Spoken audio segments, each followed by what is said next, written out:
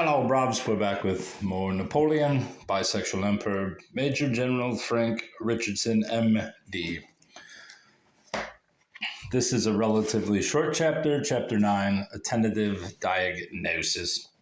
The diagnosis, which must now be attempted, is a psychological one, the object being to suggest where we should fit Napoleon into the spectrum of sex, to which I referred in Chapter 4. In Chapter 2, I was concerned less with Napoleon's physical than with his mental condition. Various indications of an unquiet mind, a nervous or neurotic personality, led me to explore in Chapter 3 the psychological mechanisms which could have contributed to making him the kind of man he was, encouraging the development of aggressiveness amounting to megalomania. The evidence of hypogonadism disclosed at the examination of Napoleon's body, together with other indications, suggested that the key to his character would be found in his adaptation to sex or love. Having now examined his relations with men and women and heard some of his own views on the subject, an assessment of these should enable me to make a tentative diagnosis of his sexual orientation. The question to be answered is not, was Napoleon homosexual, but how homosexual was Napoleon?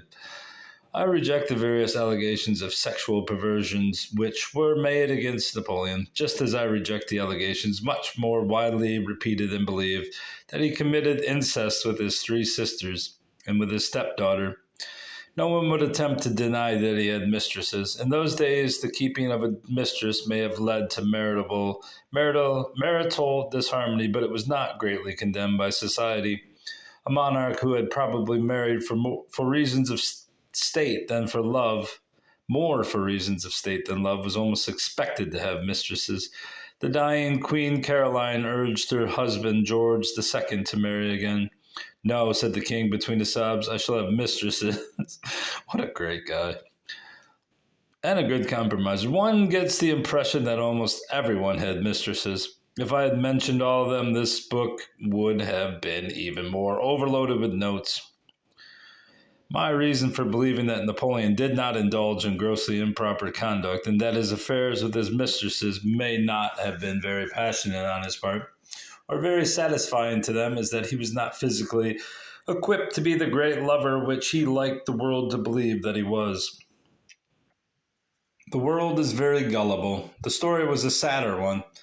It was not only true sexual satisfaction and the joy of fatherhood which eluded him, but love, which is far more important. His own repeated statements justify this conclusion.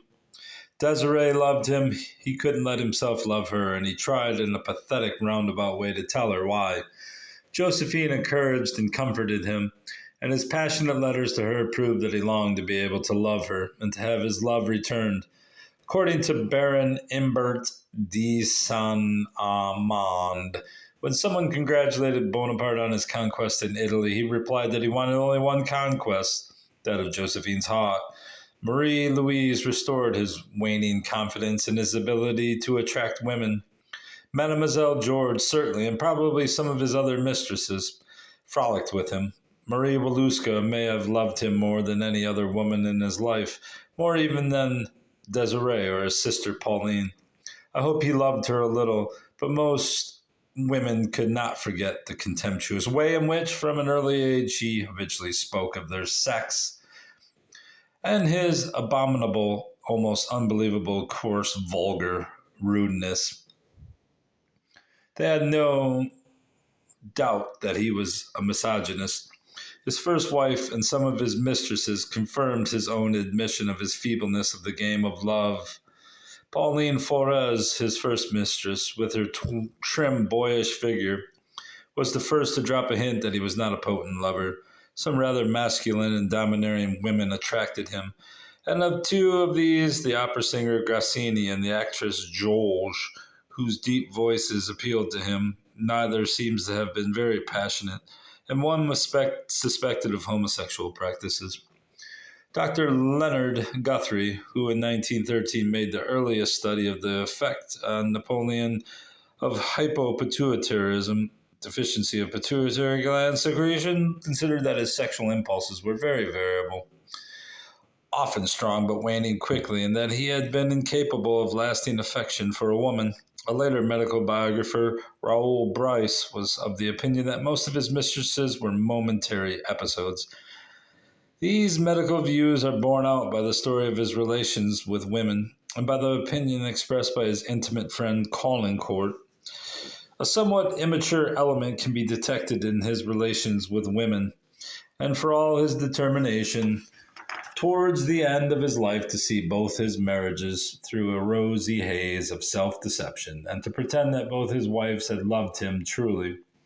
Non-one, non-one who has studied his family life in any detail could claim that with either of them it was normal or happy.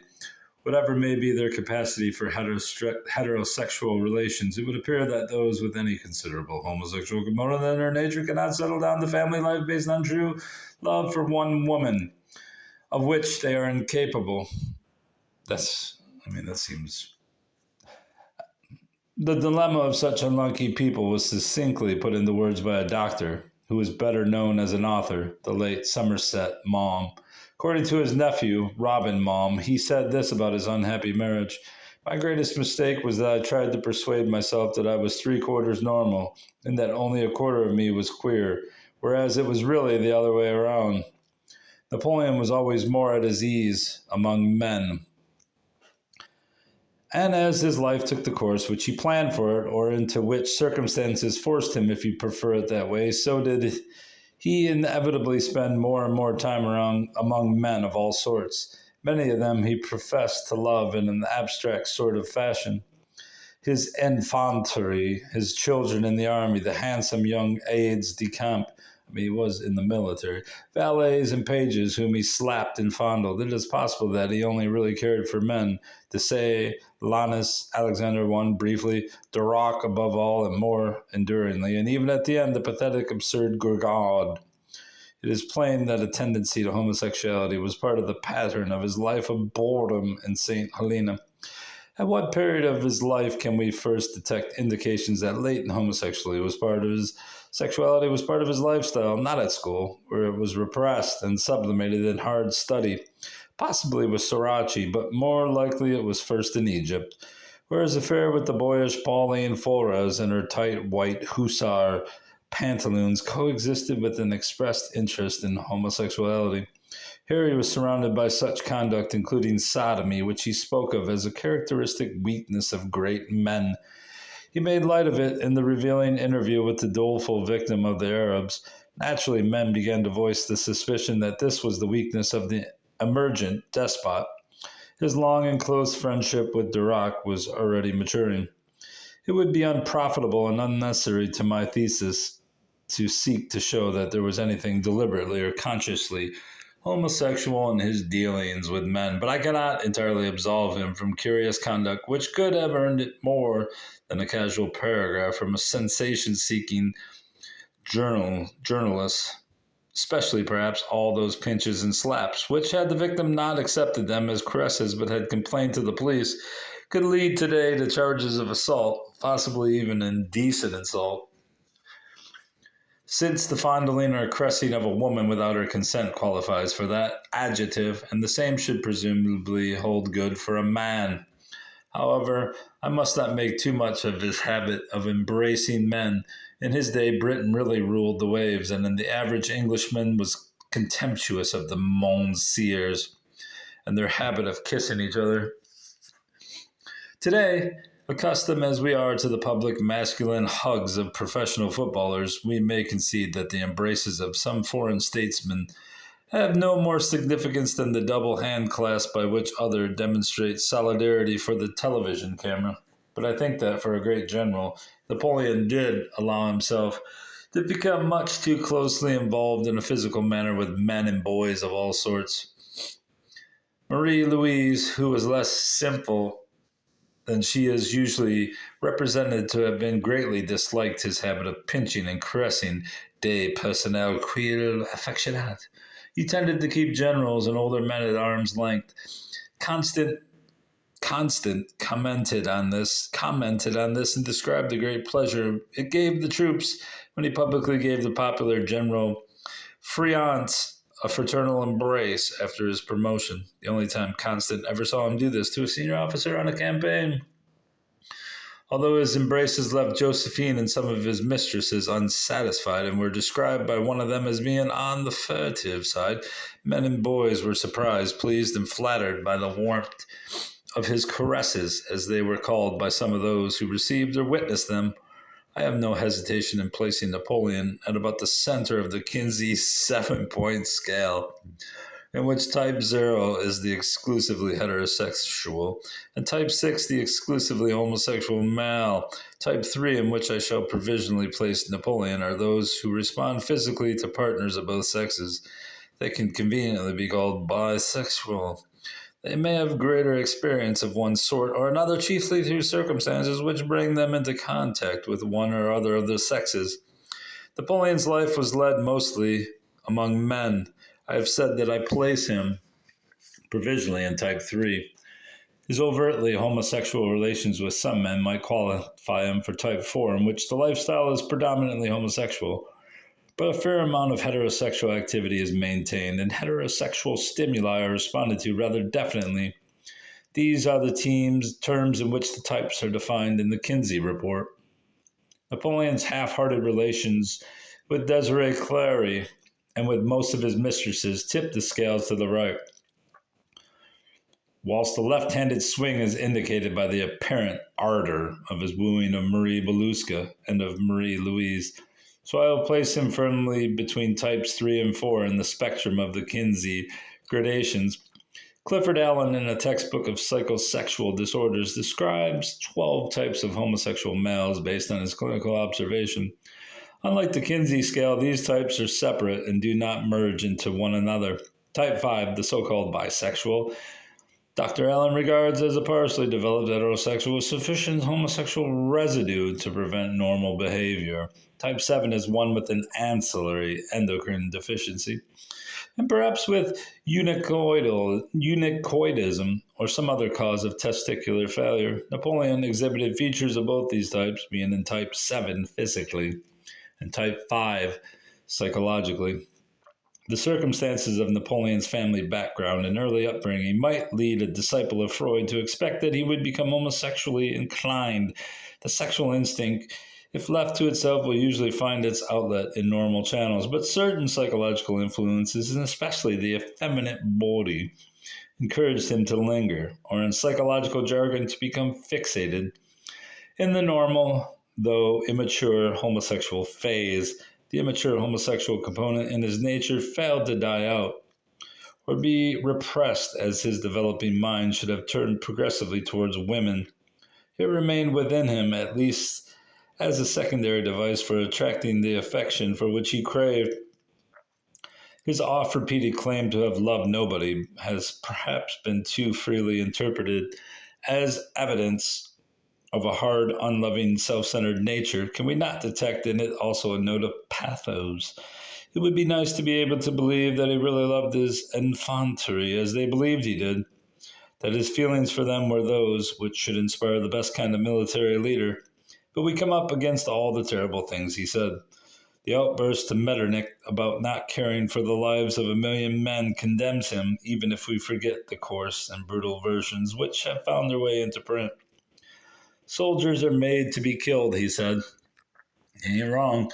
And too many witnesses testified to his gloating over the corpses of those who had died for him for this to be dismissed as slanderous. Small change, he could say, turning over to the bodies of his soldiers with his foot. And in 1812, after scoffing at the men drowning in the Beresina, look at those toads. His chief regret about his enormous losses was that the Bourbons would have taken advantage of them. His youthful hatred of the French and his avowed determination to do them all the harm he could recurred at the very end, when the harm had indeed been done, and after Waterloo you could say to Floheart that he was not really surprised, as it had been the same thing ever since Crécy. His callousness is not inconsistent with the occasion on which his better nature triumphed, because the sexual deviations of sadism and masochism often, indeed almost always, coexist in the same individual, who thus derive sensual pleasure not only from inflicting or witnessing pain and suffering, but from being the victim of these. If it is true that it reinforced Napoleon's sense of power and his aggressiveness to see how many men had suffered death and mutilation in doing his bidding, it may still be true that he suffered with his children. His dual nature led him to call the gruesome battlefield of Borodino, heaped with the slain, the most beautiful battlefield he had ever seen, yet to exclaim aghast at the awful spectacle of the even more bloody slaughter at Eylau. Aggression and cruelty are to some extent a part of human as of animal nature, but when these traits amount to abnormal sadism or sadomasochism, they are often unconsciously directed to assert a virility of which a man has deep-seated doubts, to bolster his sense of inferior sexual potency. The aggression which should be directed into normal sexual relations is directed into other channels. Napoleon's superabundant aggression spilled over into his public as well as his personal life and led to cruelty, mental and physical, and to megalomaniac ambition. After diagnosis come prognosis and treatment. Can we cure a patient of any deviations which are complicating his life or help him to adjust himself to a useful life within the accepted framework of society? Having been deeply in his confidence during long hours of intimate discussion, it is natural to feel kindly, or at any rate protective towards him. Here we come up against the tendency which has led to what has been called judicial suspicion of psychiatry, an attitude shared by many who feel that doctors are too ready to excuse offenders and to urge too warmly the need for treatment rather than punishment. If we feel that beneath Napoleon's aggression, the panache and the self-designed Charlemagne regalia lay a deeply personal affliction, it is natural to share the sympathy expressed by the Tsar when he said, "I pity him if he does not love anyone." Napoleon might have spurned the sympathy of any doctor bold enough to offer it, and indeed sympathetic admiration is more appropriate. Napoleon, who discerned his own dual personality in other respects, may well have recognized and come to terms with the male and female components in his nature, which is what Carl Jung believed that every mature individual must do in order to achieve complete happiness and fulfillment. Whatever may have been the source of his aggression, he used it to magnificent effect. And when his splendid empire had crumbled away, he dedicated what was left of his life, despite moments of bitterness and self-pity, to self-justification and embellishment of his glowing legend. The success story of all time. As a statesman, he aimed to beat Machiavelli at his own game, and as a man, he always knew how to charm when it suited him. So we cannot discount the possibility that it was mainly for political ends that he used that unusual, almost feminine power to woo men, to which many people referred. The Emperor Alexander could have come under this heading, and it is amusing to speculate how history might have been altered had Metternich been susceptible to such tactics and had brought about an alliance between France and Austria, as the charmed Tsar did between France and Russia. Whether or not there was anything consciously homosexual in his approach to men, it is significant that he was usually much more pleasant to the young than to older men. He called his invaluable chief of staff Berthier, a man 16 years older than himself, his faithful brother in arms, his companion in war, and even his wife, but he treated him very badly, abusing or teasing him and sending him into sulking fits, as he did to Gergaud. Many senior generals, statesmen, and courtiers were terrified of him, and with good reason. Few can have forgotten the incident with Admiral Bruix, Note 12, Chapter 1, after which Napoleon, conscious of the adverse effect it could have on his reputation, sent agents into the town and camp, silencing the murmurs with gifts of gold. We do not hear of his sudden rages and assaulting, breaking out upon young people. In fact, he himself boasted of his magnetic influence over the young, and he contrasted the fear which he inspired in senior officers and statesmen with the familiarity which he encouraged in his young soldiers, who innocently addressed him in the familiar form, which he was otherwise reserved for relatives and for Durac. General Count Caulaincourt said that the soldiers spoke to Napoleon with greater freedom than they could to their own officers. Napoleon certainly knew how to speak to them as he wandered round the campfires, which he loved to do. General de Sigor wrote, each private imagined he had contracted an intimate acquaintance with the great man. Whatever gave him his unique power over men, any general might envy him his gift for understanding and inspiring soldiers. Perhaps his bisexual nature compensated him to some extent for an happiness which it may have caused in his private life by helping him to woo the affections of the young and impressionable in a way which contributed greatly to his magnetic sway as a military leader and helped to establish the Napoleonic legend. These were the men who would survive him long enough to foster and perpetuate it. The older ones, many of whom had won titles and riches under his rule, knew him better, but had a vested interest in silence or consent. In the recent fashion for criticizing Napoleon, some of his detractors have even tried to rob him of his reputation for hard work. Though on rather slender grounds, one cannot but stand overawed by the record of his achievements, his personal attention alike to great affairs of state and to the petty trivialities of the day-to-day administration of the country. To accomplish all this, he used to wake himself by an effort of will at 2 a.m., so as to work undisturbed by interruptions. We may well wonder how he found time for his mistresses, or even for his wives, and the knowledge of his physical and psychological difficulties in the sexual sphere can but increase our amazement at the extent and variety of adventures in that field which have been attributed to him. A homosexual tendency, even if deep-seated and unconfessed, could have been a powerful cause of the fear of impotence, which was an important problem, perhaps the central problem in his life. Perhaps then I have been unfair in suggesting that there was some failure on Josephine's part to help him develop his sex life on conventional, monogamous lines. Could any human agency have controlled that phenomenal personality and confined him within the bounds which restrict less overwhelming individuals? Those among his contemporaries and friends like Caulaincourt, de Bourrienne, and Madame de Remisat, who thought that sex meant very little to him, and that he was incapable of love, may have been right so far as his conscious mind was concerned.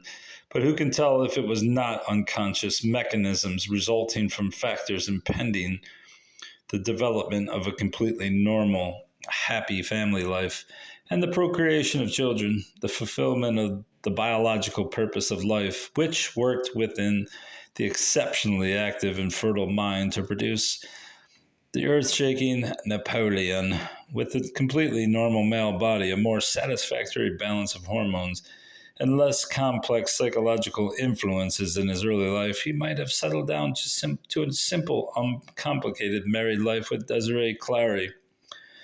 And General Napoleon Bonaparte might have been just one of the distinguished clique of military leaders of the French Republic. What fascinating pages of history would have been lost to the world. Yeah, buddy. Lost. All right, that's all.